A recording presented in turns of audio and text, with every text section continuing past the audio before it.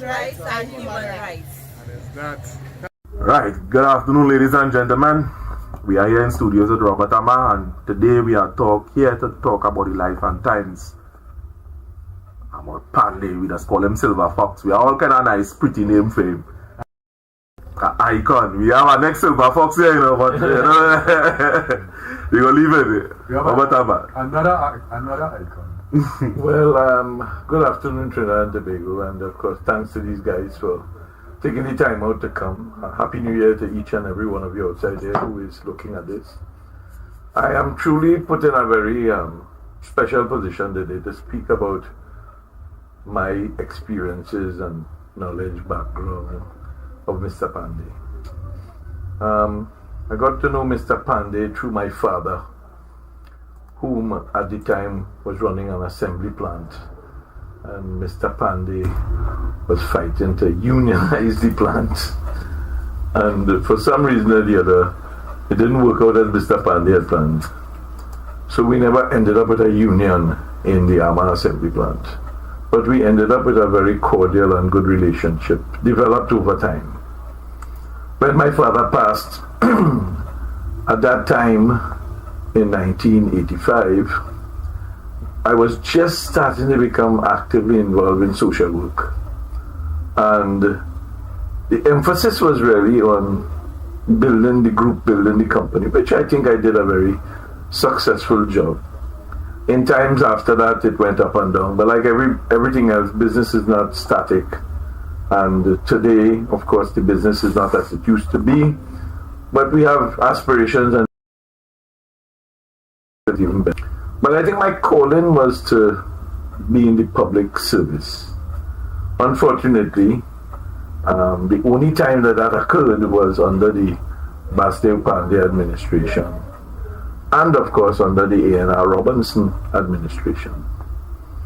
Both men who, of course, as he had told you in some of the videos that you are seeing, he said it had one man, he used the bad word, he said hated, but he said he grew to love him, because he didn't think that inside of him there was any way that he could hate anybody.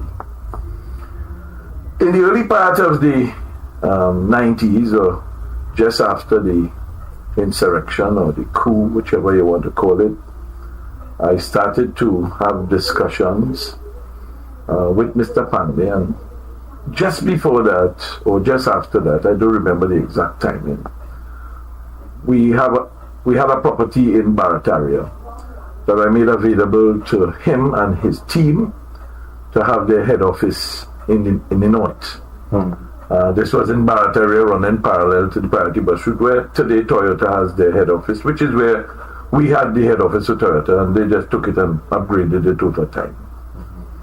At that time, he started, of course, to develop a nice relationship with the community, and I became more involved with him when I used to go down to Presentation College, I think it is, the one by the hospital, and Alan Mackenzie was then the principal, and we used to have a lot of discussions with him. Kevin Ramnath used to be there, and some of the other business community leaders that I would not include because I did not get their permission to include it. But it was a nice composition of people that was discussing the country, where we go. Unfortunately, we know where we ended up in 1990, and that is after the Jamaat al-Muslimin took its action. And it was on social bases where they were very concerned about what was happening in the country. It did not work as they had anticipated, because like everything else, if you don't get national support, you're not going to be able to make any intervention. And their national support was not as prolific as the 1970s, when really and truly the people were frustrated. But nonetheless, Mr. Panday and I started to have cordial relationship, and after the insurrection in 1990, he offered me the position of senator in the Senate, and I accepted it on one condition. I said, "Don't ask me to do no party line." And he said So even so then he used to stand up and since then. So he said to me, he said, well, okay, Robert, I mean, I'm not asking you to no party line. I want you to go and make a contribution. And I did for the period of time. Until, of course, the elections was called. We know what happened with that election. It turned out to be 1772. Mr. Panday became the Prime Minister. And he then appointed me as the chairman of the Small Business Development Company. And I recall one morning going to meet him at the Prime Minister's office, a humble man. And while coming around the Savannah by where the President's house is, I got a ticket for speeding. So when I reached by him, I say, I'm going to pay this. His approach to me, you want breakfast? I said, nah, I good. I come to talk to you about some of the issues. And I started to talk to him, and he said to me, he says, so what do you want? I said, I want to serve my country. I didn't want anything. I wanted to be somebody who could do what is in the best interest of Trinidad and Tobago. And that conversation went from there to him forming something called the Multi-Party Commission, where he brought me in as one of the people, similar like what Eric Williams had when he had the advisory board, and something that, of course, the present Prime Minister tried, that it fell apart with the Farrell, Terence Farrell, who was leading an institution, trying to do the same thing, but made recommendations to the government, and they never took it up. Going to that a little more in depth, because I believe it has scratched the surface and you wanted people to understand. Well, Basdeo Panday always wanted a unified nation. So his way of bringing unification was similar like his intent, where a lot of people who have commented recently, none of them gave him credit for wanting to have proportional representation as a mechanism for democratic governance. Okay. Now they give him all kind of accolades, including the present opposition and including all of the other people that I've seen spoken and written, including the MPs of the opposition. Is that where your tools for referendum would have stemmed from? That's where my tools for referendum stem from. Because, could you just explain referendum? Well, okay. To start with, Trinidad and Tobago only has one way for governance. That's the political route, meaning elections according to what they call democratic processes. But Trinidad and Tobago, unfortunately, also has a situation of ethnic voting. And a lot of people continue to mix up this race and ethnicity, including even Panday, who, when he was addressing the issue, talked about race. It's not race. It's ethnicity. A person with dark colored skin sees himself or herself as one way. A person with light colored skin sees himself as one way or the other. And somebody recently in the American social media made a comment about, just now the Indians go come and take over everything in Trinidad because and look what they're doing here, and look what they're doing there. That's what I did. And I'm saying to me, that guy is so out of depth of reality that I am trying to find him to correct him, because he doesn't even understand the representative population between Afro and Hindu, and he fails, like everybody else, to make it clear. Stop talking yourself about as an African and an Indian, and start talking to yourself as a Trinbagonian. Because unless we don't unify our thought as to who we are, we will never move from where we are. And that has been the problem for the last 60 years. We have been ethnically groomed to think that we are one way or the other. And unfortunately, that has failed. But the leadership of Trinidad and Tobago continues to use it as a provocative convenience, because they can provoke the ethnic base to do what they want when they start to spew wrong, but making the people feel it's right. So is that kind of thing as race baiting or something? So consider it to be that, but call it ethnic baiting, not race baiting. Okay. Because again, anybody who understands, including the University of West Indies, true anthropology, should know that what they talk about as race in this country is really a misinformation, and it happens at the highest level of the society.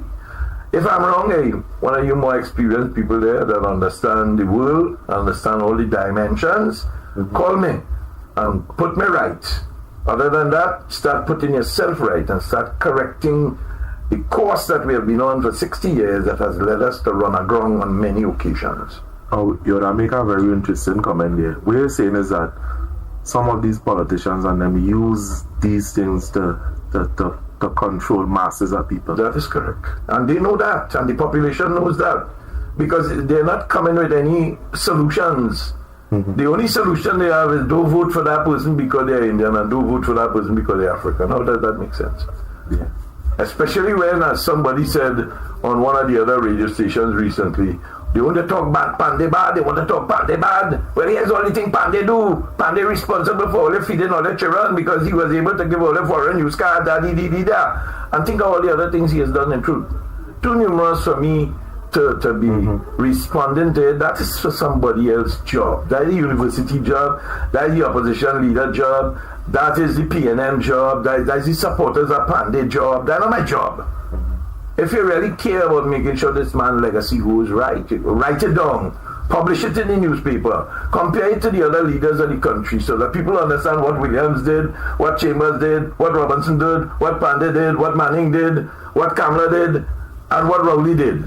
And now you'll be able to be fair in your adjudication as to who was really among all the best leaders for Trinidad and Tobago in its composite position in taking care of the majority and not taking care of the ethnic. And this is a frustrating thing for me because I don't understand how people at Trinidad and Tobago still go down this unresolved route. It's like talking about reparations. You know, as if though somebody would write a check for $40 trillion. Nobody writing no check on $40 trillion. You're not going to get that from now till the cows come home. Not that I am not saying that you shouldn't, but I'm saying the people who are now there are not going to write the check. So if you want to fool yourself that believing he's African or he's an Indian, well, continue to fool yourself. But to the younger generation, who of course is more savvy with technology, like one young woman said, in the old days, you could have fooled us, you know, you could come on a platform and say, and we run away and say, yes. Now we could go and fact check everything you say.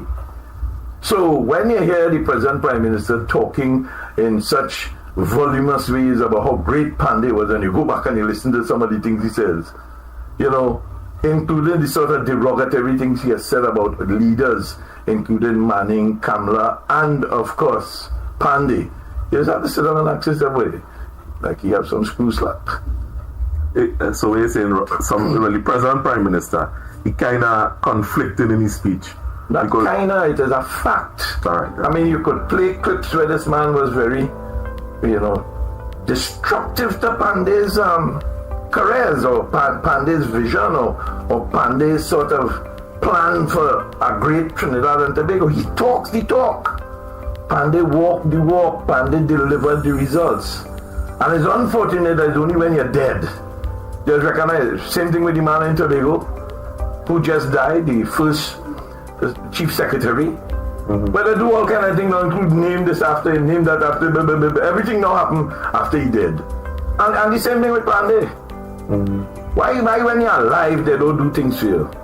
Why Shiva Boys couldn't be called the Basdeo Panday Shiva Boys School? Why had to wait for him to die in order to do that? That has been the legacy. And now they're talking about Panday and the airport and whether it should name the University of the West Indies after Panday, because one of Panday's greatest legacies was education, dollar for dollar. The man wanted to move the people of the country up. Call the university the Basdeo Panday University. Instead of the Trinidad and Tobago University, if you don't even want to take the University of the West Indies, but he should. We should be able to change the University of West Indies name to the Basdeo Panday University. This man had done human service for education in the country, schools, whatever you want to say. He's not that perfect. No leader has been perfect in this country. But he was more perfect than many. But at the end of it all, I do have that say. And I see something in the papers with Carmona this morning talking about giving the ORTT. Maybe I am wrong, but I understand that Kamla Prasad Bisesa offered him the ORTT and he said no. But he did get University of Trinidad and Tobago accolades recently. Okay. You understand? So I really not at the position to wonder about all of those things. That's my job. But what I could say to you is that after I got to the position of a senator, and then he brought me in as the Small Business Development Company chairman, I remember meeting him in his home. That is after I got my ticket. He had a cocktail party there one day for, I think, the people either from Malaysia or Singapore. I'm not sure. It's quite a number of years. And he called me aside together with my wife. And he said, I've given your husband the most powerful position in this country. I put him in charge of the Small Business Development Company. And I started to move that institution from where it was to a different level. Because small man in this country has always suffered because big men in this country have kept small men down. And when I started to call on the banks and show them the disproportionate position that they were taking, recently I saw a Republic Bank talk about them, they put $40 million into small business. And I'm saying, oh, they make $1 billion and you put forth, and you're proud of that? No, but Robert Amar, before we go so far, when you say the small man does get advantage, I mean, let me break it down to street man language. The way you're saying the small man don't get the opportunities, the big man, the big businessman does get, how that? Well, okay, take it in context of Nikon. Nikon get $150 million borrow a property that he buy for $30 million. Wow. He didn't pay $100 million for it. It worth maybe 100. How did bank could lend him $150 million? US. As it is being published in the newspaper. But the government only saw the value of it to be 30. How does that numbers add up? If it was a small man can't get into the door even to talk to the bank. Some of these small men in this country had to go through money lenders, pay them significant money in order to get a small loan to buy a roll-on, roll-off. By the time they finish the roll-on, roll-off cost them 4 times the value. Yeah, but what do you think is the cause of that? Institutional failure, government failure to put legislation in place to make sure that these small businesses get taken care of properly. I told somebody the other day, failure to capitalize a small business is part of the problem. A man comes to the Small Business Development Company, we sign a guarantee for him in those days, the bank still want to turn it down. So even if it was government-based, the banks still wanted to... That's correct, they get pressure. You sign the guarantee. Yeah, they still get pressure. They want to chalk up things against you, want to make all kind of different assertions. So the institution that was running was government-based, right? Yeah. And you would have signed the guarantee for small business to get loan, right? Correct. The bank still turning it down? Yes, it happened. I can't tell you whether 100 times. I had put in a system that all loans that were turned down had to be brought to the board. Now, when that started to work, because at that stage, I think I was there maybe about a year, Mervyn Assam called me one morning and fired me. On the phone. Yeah, Mervyn Assam. Robert Amar, I called in to tell you that we're going to give Amjad Ali, I think is his name, the chairmanship of the Small Business Development Company. I said, what I do wrong? But you see, I think I was ruffling some feathers. I was causing some institutional pain. So where do you feel there's a apartheid system or that taking place in Trinidad or something like esoteric that because the big businessmen don't want to see the small businessmen go? What do you think caused that? I don't think it has anything to do with apartheid. I think it has to do with a disconnect of understanding the human capital we have and their capacities and their needs versus what is available to them.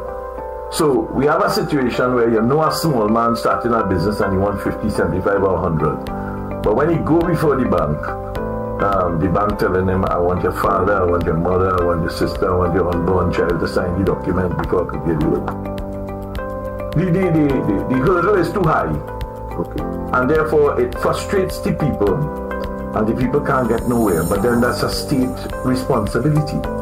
In that they should have taken action based on the evidence and the information I produced to show that the bank was being committed to really the development of the small sector. If we were developing the small sector today, we'd be far ahead. But more important than that, you guarantee that. Well, let me go further. The Chinese government had given the Trinidad and Tobago government a loan, I think, for 20 million.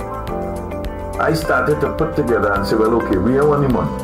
Then we get fridge and stove and this and equipment, and then we'll give it to the people. Because all these small places in them days used to be cooling the drinks in a bucket. And I said, well, if we could at least give him a small freezer inside of his parlor, at least the drinks will be cold all the time and he had to buy no ice.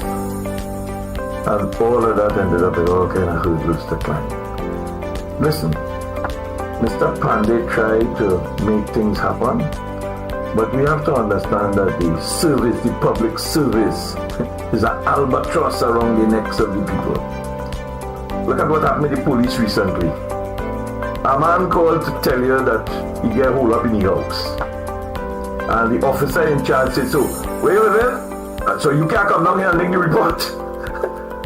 And we wait to see how long it takes for the commissioner to take action, because, of course, we know Mr. Hines will not do anything. And if he does anything, nobody will listen. Because the men now showing up now with gun. If you see the video going around, 5 of them lining in a block. Each one of them have a gun. And the type of gun? And the type of gun. There's none of nines and IC, AR and things. Correct. And here's the funny part. You have the ability to find a man that threatened to damage the Prime Minister and send him to jail for 14 days, but you can't find them young boys. And we talking because the Prime Minister tell the country in his message for New Year's. He said, well, the criminals know that they ain't going to do them nothing. And he know that what? The court wouldn't work. Those are not his words, but I mean, it's documented. I wrote him a long dissertation on that on the 31st, telling him how disappointed I was in what he said, and I copied Kamba Pasad Bisasa. But what the hell have they done about it? After today, nothing. All we're talking about is we built some muscle, and we are in the gym, and everything is now working. And we have trained people. Yeah, I find out just jargons that I just get so sick and tired of the jargons that visualize. Here's the worst part of that. The worst part of that is that the man doesn't even understand that the police today, to apprehend one man the other day, 5 policemen or 4 policemen to hold him down. And I see in Denzel Washington squeezing a man's finger here and making the man bald. And I asked myself, well, where's the training that you're talking about, Fitzy? You're a joker or what? But nonetheless, I'll come back to the Panday situation. As I say, when I was at the Prime Minister's residence and I sat with him and we discussed and he made his contribution, I did go out there and try, but then before I got the opportunity to turn the thing into success, I became the Boboli of the country. Amar, he just take big business and make it small. But again, that's the problem in the country. When I took the entertainment industry in this country from zero and raised it to the level that today most of those young people who are the ones that have benefited commercially, viable income. I was the one that cast the first level of concrete. I was the one that planted the first tree. But I don't see that. When I built the limousine in Trinidad, because I was frustrated because I was not seeing anything happen in the country. I have 2 of them running on the road at Trinidad and Tobago still. When I built the BUV in Trinidad, that Robinson came and opened the Expo 1990. Yes, I built it from scratch. I bought the proprietary rights from a man in England, and I came to Trinidad and we started to assemble and build and make. We made about 90 of them and sold them throughout the Caribbean and in Trinidad. They still have a few of them running on the road. Limousine you're talking? No, not the limousine, the BUV. The BUV. BUV. Limousine I built 2. And I started working in Camino. A crack shot man in bodywork. I was so frustrated when I went to Canada. I got a fella to come to see how they build limousines. When I come back to Trinidad, I said, but we could do that here. I drop them, and I extend them by the extra 5 foot. But you shocked me. I didn't know that you built. I didn't know cars was ever built in Trinidad. Yeah, we had an assembly plant that my father set up. He was the last man on the block to get it. Fortunate for Williams in those days. Williams saw the benefit of Bolanama. That's why he made him a member of the advisory committee for the Prime Minister. he was sitting on the advisory board. And those were the people that were going to Williams and giving Williams suggestions. Similar thing like the multi-party commission. When Panday put me into the multi-party commission and I went through, I did a whole assessment to show Panday this sort of ethnic bias by taking all the PDs and everything. I spent a lot of time. I had some people help me in regards to putting that information together. I went to the multi-party commission and I presented it. When I started to present it, I still had the papers in my office drawer. Some of the things I telling him when I told him the day that they should do all the Caroni Bridge. When we were finished, he says, "Robert, are you listening into the cabinet meeting?" I said, "No, Chief, it's just common sense. How the hell you go have a bridge where you have such population developing but you only have it one way and you have to stop and go? They used that traffic light on that bridge in them days. You had to wait for the light to turn green, and some people so dishonest. Although the light green on the next side, the ones on the opposite side is red and they're still coming through. So by the time you catch yourself, the light on your side that is now green turn red, you have to sit down and wait again." So, I mean, that was one of those times that I found and I treasured, because he respected my sort of brain. And we went on further than that, in that when I was in the small business, he was going to India. And he had sent out to bring all of the key people to go. At that time, they had kind of forgotten me. And somehow or the other, I don't know what happened, but eventually I was called upon to go. And I went on that trip. An enlightening trip. A trip that, opened my eyes to India and what India could do. We're talking about 30 years ago. I ended up going to Kerala to check out the coconut industry, because Trinidad and Tobago was losing its coconut. And I said, well, coconut water would be the big industry of the future. And I even wrote to the Indian High Commissioner in those days saying, look, get 1,000 plants for us so we could start a new coconut estate in Trinidad. But it didn't go nowhere. All the farm equipment and all those things that they were doing in India, I mean, all of those are things that Panday was hoping would happen. But it never materialized, because obviously, who are the people? Because he can't do everything. He have ministers in charge of different portfolios, and he was hoping that they would do their jobs. And then obviously, you know what happened. All kind of power brokers came to the table. And then I suppose that's the only thing I could say about Panday. I think he lost his way. When he first became the Prime Minister, the first thing I gave Basdeo Panday was a computer. An IBM computer. I took it myself and carried it to the home. Because I thought, hey, this is a man that needs to get computer literate like that. The second thing I did, my wife gave me a book which was called The Fifth Discipline. And I never forget him telling me, "Robert boy, you caused me some problem, boy." I said, "What is that, boss?" He said, "Well, that book you gave me, but I read it from the time I start on the trip. I read the book all the way through. Even Omar was vexed with me. I don't know if it's true or not. But that will tell me. I don't know if he ever told anybody else that. But at the end of it all, that book called The Fifth Discipline is a book that even I find every politician should read. It's such an informational, capacited, intellectually sensible book. And if as a politician you don't read it yet, you should read it now. You should read it. But therein lies, I would believe, the most memorable. Outside of that, as I tell people, I had some happy moments with him. One of the days was when he was fighting the by-election in Diego Martin. And this one remains with me quite solidly in my head. It's kind of embedded inside of there. He was on the platform in Diego Martin Main Road, and Trevor Belmosa, I think, was the guy who was selected to run as the representative for Diego Martin. And a guy was riding on a bicycle, and Panday was speaking at the time.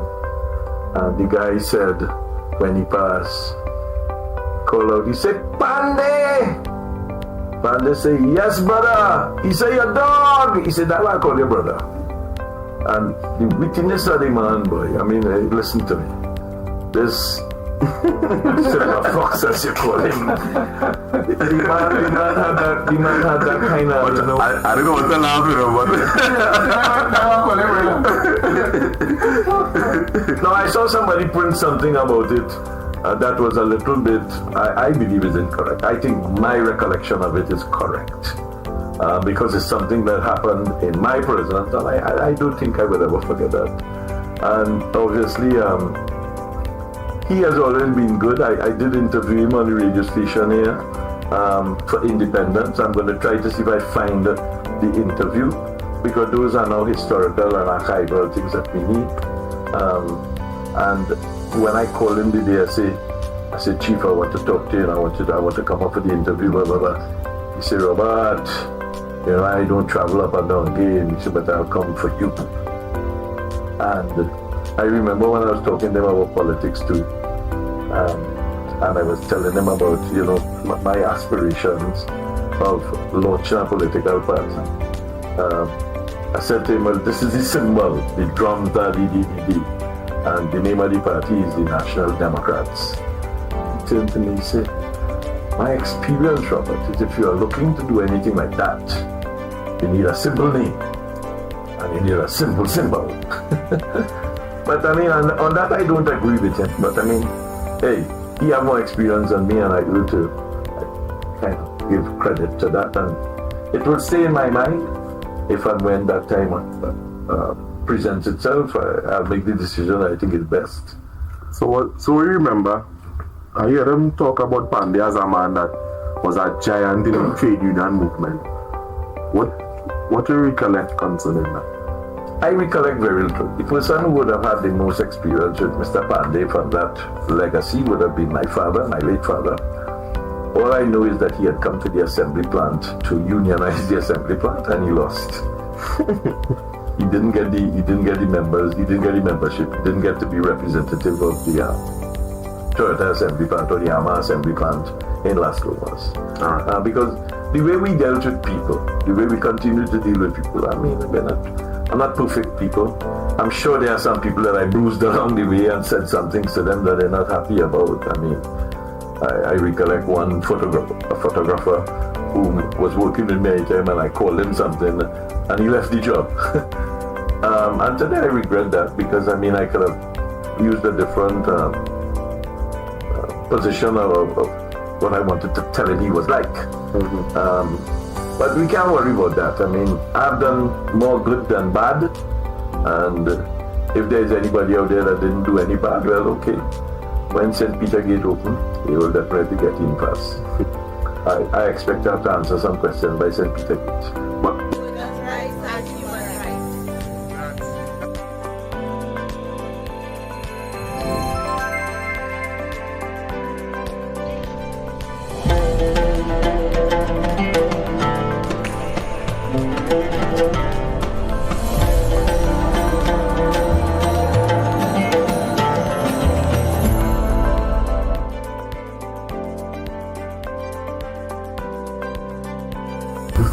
I plan on contesting the Diego Martin Northeast seat, because I don't think that anybody who, whether PNM or UNC, that finds themselves in what is called the established seats, those people should be people of high caliber. Because irrespective of what happened, the UNC will win 17 or 18 and the PNM will win 17 or 18. So those 36 seats should have 36 high caliber people, not 36 cronies, not 36 people who you could tug their chain and they'll say, yes sir, 3 bags full. You don't want that. You see the other 5 seats, which will give you the 41, and 2 of them is Tobago, and 3 of them is Trinidad. I think you need to really have people inside of there who will be grounded to the people and not to the politics. The other 17 or 18, those 36 people, they'll be grounded to whichever party they belong to.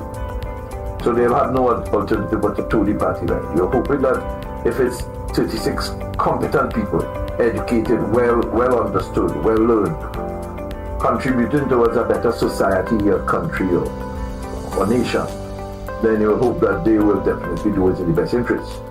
Because the country is divided straight down the middle. And no matter what we do, that is not going to change by the next election. There's no new political party coming to the table today will make any difference in this election coming. Subject that they do not have in excess of $100 million put down, that is their money, that they are willing to utilize to fight the election. That is the investment that has to be made by those 41 other people that are coming to the table. That means to say 4 million or 3 million per constituency. And then you have 17 and 17 that no matter what they do, they're not going to change. No matter who they put. Because the country is already established that those 34 seats have been spoken for. No matter what you do. So we could come hell or high water. So my approach is Diego Martin Northeast because it's an area that I know. It's people in there that I have served. It is people in there that have worked with our company as Toyota in the years gone by, Land Cruisers and Hilux and all those types of things up there. It's an agricultural area in a sense. And of course, you have to have somebody passionate in order to want that area to evolve, develop. And no regular politician going in inside there will make it happen. You have to be grounded. So Imbert is not grounded there. Imbert is maybe grounded in other areas of that Diego Martin Northeast seat, where it has the people who will just toe the line or follow based on ethnicity. But the people who will make the difference is the ones that come from the lower rank of the society. Those are the ones you have to find a way to make sure, like in the small business that I spoke about, you could do things for them. You know, it reminds me of me making the recommendation to the government to put $10 million in each MP hand every year in the budget. So that $10 million, $1 million a month, theoretically, could be utilized to help in their community to improve.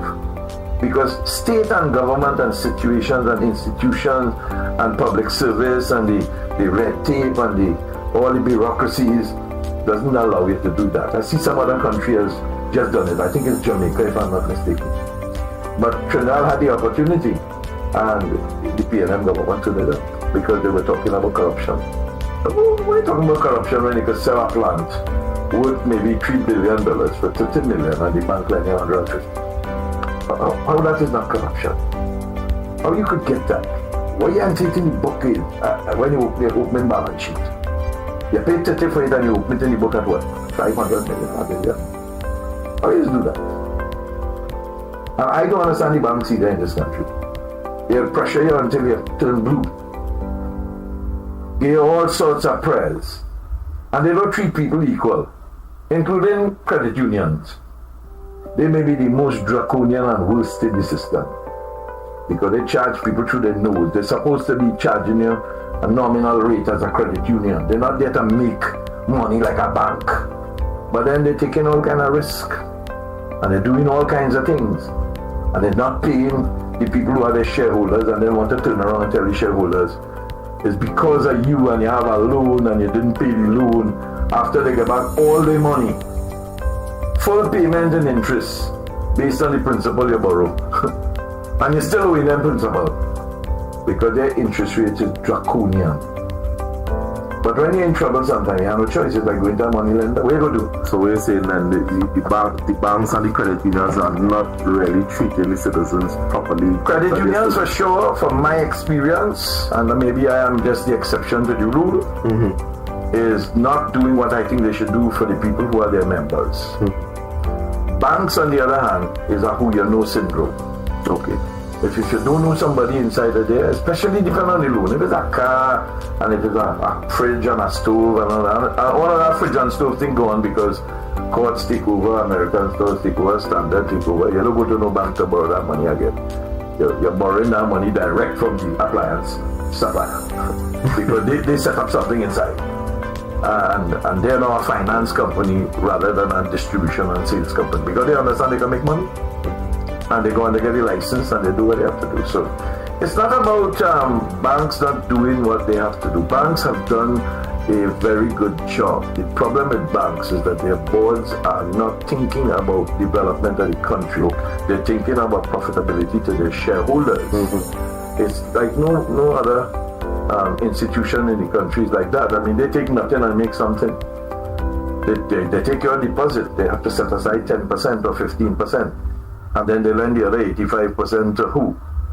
And if you go through the history of that in the system, you will see that banks really is a printing machine for money.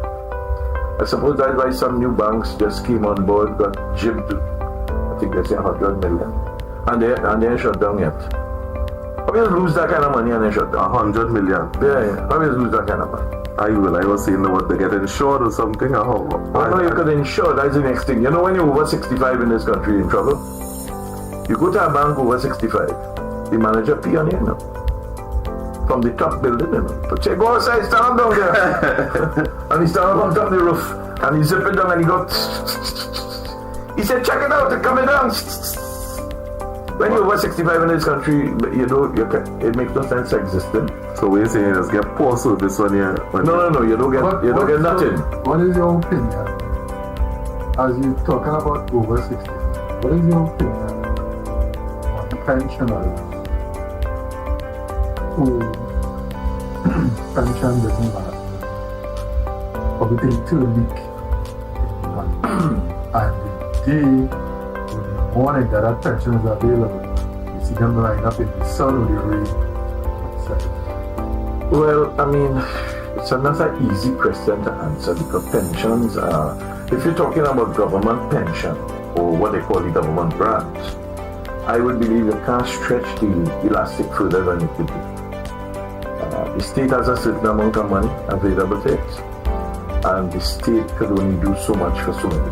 And the numbers are increasing. Whether or not the National Insurance Board has taken the money they have and used it in a way to not jeopardize the revenue or the payments to the people, I can't say. All I can say is that you look around the savannah and there was a building there that was renovated for Apsara or something that the National Insurance Board had taken and done some work, and then they rented it back to the man, and now they have had to take it back, and it's sit down there abandoned for about maybe 2 years. So I am worried about the assets they have, and I'm asking myself, are we using best practices? Because the Norwegian Heritage and Stabilization Fund, for instance, is significant. But then again, Trinidad and Tobago is not Norway. The capacity for oil in Norway is different than the capacity in Trinidad. So we really can't use it. I'm saying they would have used their money and invested it in certain funds, and I wonder if the fund managers of Trinidad and Tobago have looked at other sovereign funds to see where they put their money and the return they get and where they have the minimum risk. Because we have now AI that could do all of this work for us. So why not take all this information that is possibly available? I say possibly because I don't know. And if it's not available, what stops the Prime Minister of a country from picking up the phone and calling the Prime Minister of that country that has been successful in their fund? And say, well, I call him from Trinidad and Tobago. We have a fund here, and our return is only 3%, 4%, 6%. Your one is 20-something%. How could we help? Can we put our fund with your fund? Can we join our fund in yours? Can we give you our money so you can invest it for us? Well, we trying to invest something that's so small that the return ain't going to be as good. Is buying shares in Tesla making sense versus buying shares in Apple today? I can't tell you. It's possible because the people who bought Apple shares in the days that it was $1 or 10 cents or 20 cents, they're now getting $300 and $400 for the shares. So if they buy 100,000 shares, then what kind of money they have today? But again, these are issues that are easier spoken about, like I am speaking about it, but I think it requires more intellectual discussion to dealing with it. Otherwise, we'd be in trouble. It's like spending foreign exchange. How much more money we were spending motor cars? No disrespect to you. But at the end of the day, how much more cars we could fit on the road? And while China is building the biggest airport in the world right now that will handle 200,000 flights a day, or something to that level. How come we ain't talking to the Chinese to build a bridge from Toco to Tobago? Yeah. How come? What's stopping us? The engineering definitely is possible because they China have done a lot of remarkable things. They would have caused. But what we talking about? Come and build the Westmoreland roundabout for us. 200 million. And for what? And the people who are using the roundabout still don't know how to use it because the ones who are coming that wants to go to Diego Martin over that overpass should be on the extreme left lane. They're on the right lane cutting across the people who come in to go around the roundabout. But if you're on the left lane, the people there would know that you're going there. And nobody educating them. I mean, I think Philip tried his best in trying to educate the people about that. The only thing he did was, I suppose, misrepresent the figure. Because he talking $1 billion and thing for that overpass when it really went people we opened the other day was 180 million. At least so he say. And that would of course be 180 million. As a matter of fact, he might be right, and I don't know if it's US or TT. If it's US is $1 billion. If it's TT, well okay. Yeah. And you know they never said what the figure was. They didn't quote the currency. They didn't quote the currency. No, they quote the number. If I remember clearly, they quote the number. They said 180 million. They didn't say US or TT. Mm-hmm. At least listen, I stand to be corrected. These days I stop paying attention to frivolous, stupid things because the brain, that part of the brain, I kind of put it in what you call recycle.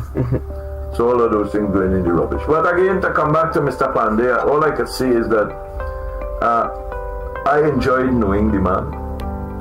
I believe that this man did significant things for the country. I am disappointed that all of a sudden we want to do all kind of things for him now. But better late than never. I know for a fact that he lived a happy life, most likely. I mean, he passed 70. He got to the 90s. I am hoping to get there.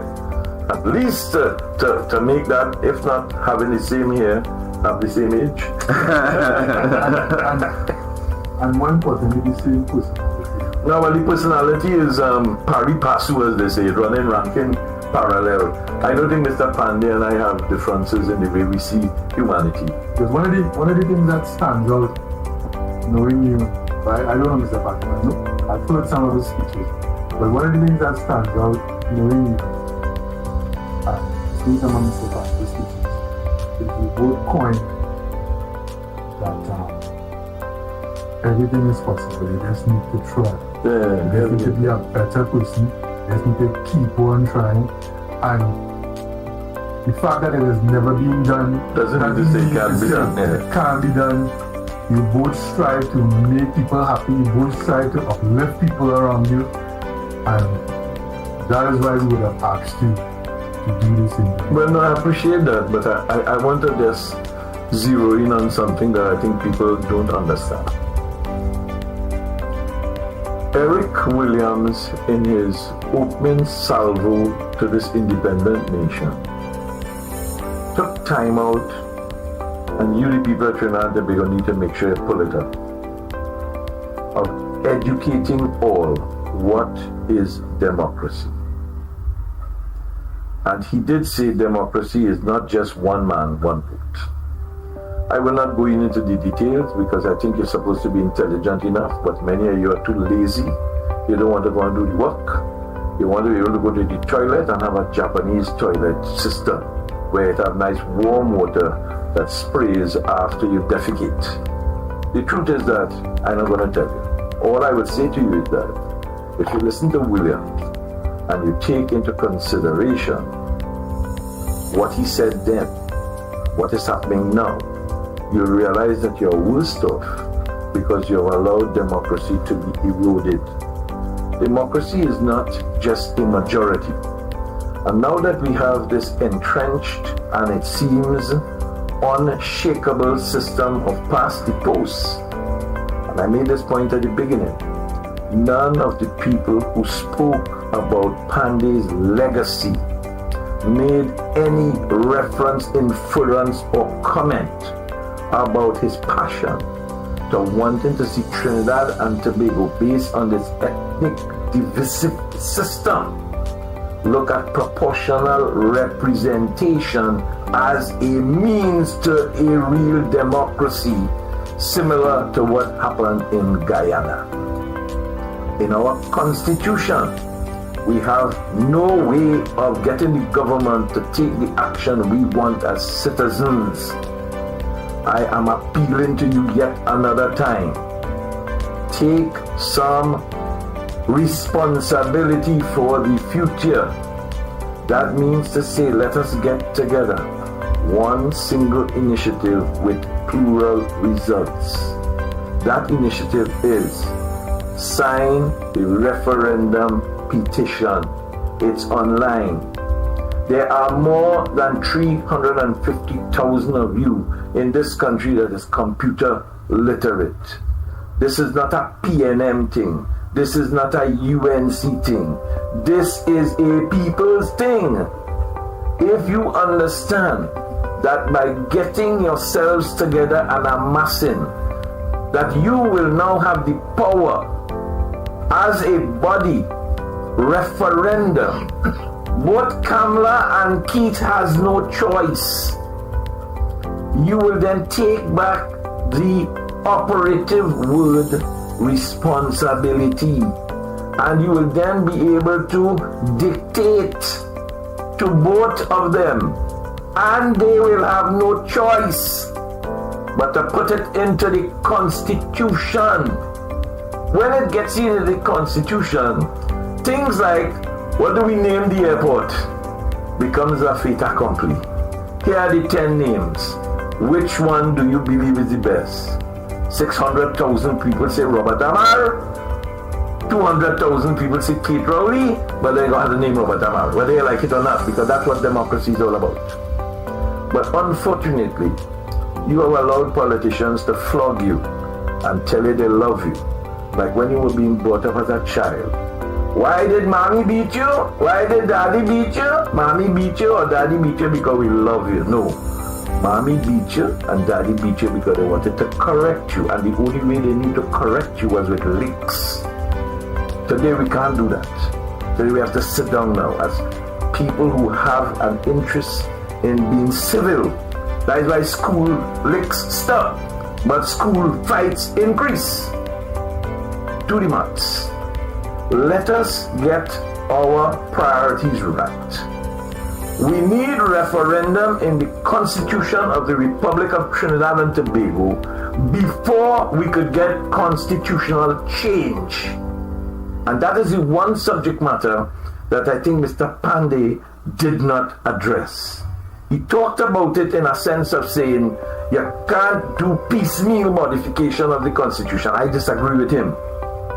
The people will not allow, the politician will not allow, even when he was there. He never accounted to us why, when he had 33, Robinson himself did not try to change the Constitution then. And what stopped it from happening? And simple things like having fixed date election in the Constitution can't be that difficult. But if we have two politicians that have no other choice because they are going to hold on to their back pocket or breast pocket date for election, then you're not going to get change. What we need is we need it in the referendum of the Constitution. We need that in there, and then we go and we say, fixed date election.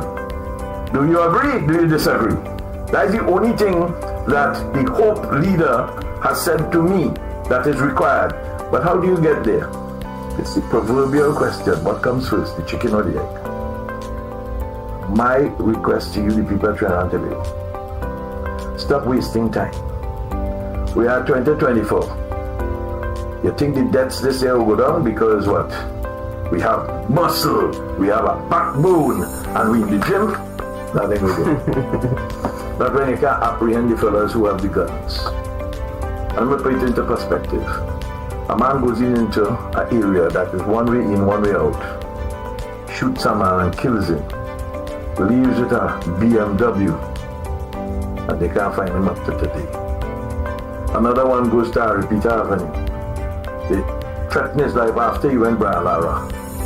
And then he comes back down and he goes to get something to eat. And they take a crack shot at him. And what happened? He get away. They went after him a second time. He get away again. Now, I'm not saying I don't know the man, but the young lady that got killed in Repeater Avenue, the word around now is that she was very open to her lifestyle. I haven't seen that, but there's a lot of things going around with her. And I understand it seems as though she had two sides in two different organizations, and that caused the problem, which is why they took what action they took. Have they found them yet? Repeater Avenue, where hundreds of people go, is collateral damage so unimportant to you? Well, maybe it's time for you to understand. Make referendum your number one priority. If we were to work together and get it to the point where we have 3, 4, 500,000 you signing on, neither Keith nor Kamala will have any say. You would have taken back your country. You would have started to do things the way they should be done. Because if they want to do something, they're supposed to consult. We'll wait to see what happens with the WHO in May, when I understand Roshan Parisram is the man that has been appointed, not Richards, to go to the WHO and give away our sovereignty. From what I hear coming out of Tedros' mouth, he said all the countries have agreed already. We'll wait to see. And maybe I'm wrong, but it's better I tell it to you today, and I could come back in May and say, I told you so, or, hey, I was wrong. That's the only two answers you'll get. With that said, my deepest sympathy goes out to the Panday family. And obviously, I know that this would not have been an unexpected, it is a little different to me. When my father passed away, it was unexpected. Just like I sit here now, I saw him in the hospital. He was looking at some pictures that he and George Chambers and all of them that went to Japan with him, he was reviewing. I don't even know what he did with them. He's so secret, man. He told me, bring the pictures. I carried it for him, I never got it back. So he either destroyed it, because of course, we're talking about people in a different country. So your behavior is a little different. I don't have them. I have no proof of what I'm telling you, but I did see them, and I know what I saw. And hey, to George, I hope you have a good time. I know my father did. And obviously, at this stage of the game, that was like a shock, because I saw the man recovering, and the next thing I knew, he was on an air ambulance going to Baptist Memorial Hospital for treatment. Next thing is, passed away. So, some of us have opportunity that we don't appreciate and understand. Your living siblings around you, if you yourself you hate them, ask yourself why. And do something to make sure to reverse that. Because if you don't, the deterioration will be on you, not on them. Happy New Year to each and all. And thanks to these guys for giving me this opportunity. As I tell them, if I was paying for this, I make noise. But I ain't paying. It's a service to country. In closing, I would like to say that. In closing, I would like to reiterate a lot of us have siblings, parents, and we would like us to this weekend try to appreciate them as much as possible, as we appreciate Mr. Amar, for the human service that he has done for our country as well. And we wish you the best here, and stay tuned for more videos. Well, people, you could only get this on the Workers' Rights Human Rights Network. Mr. Robert Amar, thanks for this interview. It was an eye-opener. Informative. Very informative. So with that, people, remember to like, to share, and to subscribe. Thank you.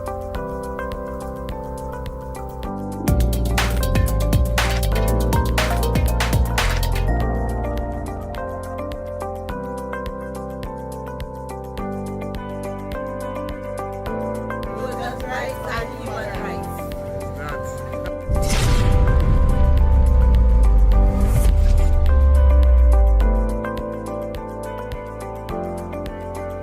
Right, good afternoon to everyone. My name is Renaissance Jeffrey, and this is the Workers' Rights Platform here. Oh God, but I say good afternoon, boys. 11:22. I would like to thank everyone for listening to us and for following us on this journey here today. This discussion that we had with Robert Amar was one of the discussions of many in which we are going to continue with within the future.